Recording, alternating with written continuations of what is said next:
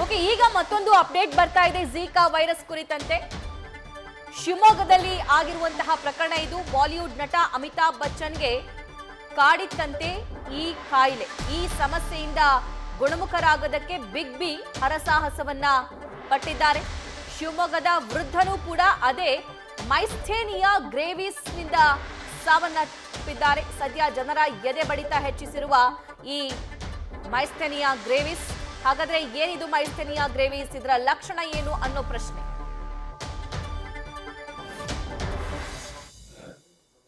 ಕೆಳಗಿನ ಹೆಣ್ಮಕ್ಕಳಿಗೆ ಮತ್ತು 60 ವರ್ಷದ ಮೇಲಿನ ಗಂಡಸರಿಗೆ ಬಾಧಿಸುವಂತ ಒಂದು ಕಾಯಿಲೆ ಮೈಸ್ಥೇನಿಯಾ ಗ್ರೇವಿಸ್ ಅಂತ.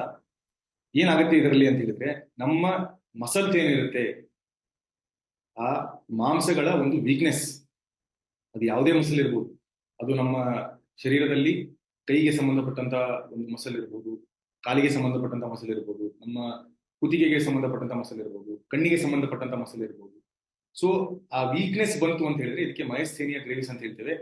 ಸೊ ಇದು ಒಂದು ಸ್ಪೆಸಿಫಿಕ್ ಆದಂತಹ ಡಿಸೀಸು. ಯಾಕೆಂದ್ರೆ ಇದರಿಂದ ತುಂಬಾ ನೋವು ಸಾವುಗಳು ಇರ್ಲಿಕ್ಕಿಲ್ಲ, ಆದ್ರೆ ಇದರಿಂದ ಡಿಫಾರ್ಮಿಟೀಸ್ ಜಾಸ್ತಿ ಆಗ್ತದೆ. ಒಬ್ಬ ಮನುಷ್ಯನ ಒಂದು ದಿನನಿತ್ಯದ ಏನು ಚರ್ಯೆ ಇರುತ್ತೆ ಅಥವಾ ಏನು ಅವರ ಆಕ್ಟಿವಿಟೀಸ್ ಇರುತ್ತೆ ಅದೆಲ್ಲ ಕಡಿಮೆ ಆಗ್ಬಿಡುತ್ತೆ. ಸೊ ಏನ್ ಸರ್ ಇದರಲ್ಲಿ ಮೈಸ್ಥೇನಿಯಾ ಗ್ರೇವಿಸ್ ಅಲ್ಲಿ ಏನಾಗುತ್ತೆ ಅಂತ ಹೇಳಿದ್ರೆ, ಇವಾಗ ನಮ್ಮ ಕಣ್ಣಿನ ಒಂದು ಮಸಲಿಗೆ ಅದೇನಾದ್ರು ಅಫೆಕ್ಟ್ ಆಯ್ತು ಅಂತ ಅದು ಮಯಸ್ಥೇನಿಯಾ ಗ್ರೇವಿಸ್ ಅಂತ ಒಂದು ಕಾಯಿಲೆ. ಅದು ಭಾಳ ಅದು ಒಂದು ಝೀಕಾ ಇತ್ತು, ಬಟ್ ಝೀಕಾಯಿಂದ ತೀರೋಗಿಲ್ಲ. ಅವ್ರಿಗೆ ಮಸ್ಕ್ಯುಲರ್ ಪ್ರಾಬ್ಲಮ್, ಅದು ವೀಕ್ನೆಸ್ ಆಗಿಬಿಡ್ತದೆ.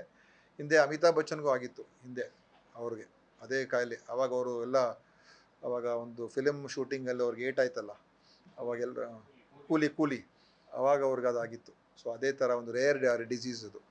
ಸೊ ಅದರಿಂದ ಅವ್ರಿಗೆ ಆಗಿದೆ ಹೊರತು ಝೀಕಾ ವಾಸ್ ಜಸ್ಟ್ ಇನ್ಸಿಡೆಂಟಲ್ ಅಷ್ಟೇ.